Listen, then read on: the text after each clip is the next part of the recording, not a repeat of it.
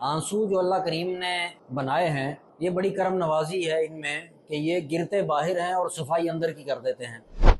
ज़माने भर से जुदा है मेरी अदाए तलब, जुबां खामोश है आंखों से अश्कबार हूँ मैं। तन्हाई के आंसू हैं इनमें बड़ी बरकत है। आंसू जो अल्लाह करीम ने बनाए हैं ये बड़ी करम नवाजी है इनमें कि ये गिरते बाहर हैं और सफाई अंदर की कर देते हैं। अब इनके लिए एक हदीस पाक है, करीम आका अलैहि सलाम ने फरमाया, सही बुखारी में ये हदीस पाक मौजूद है।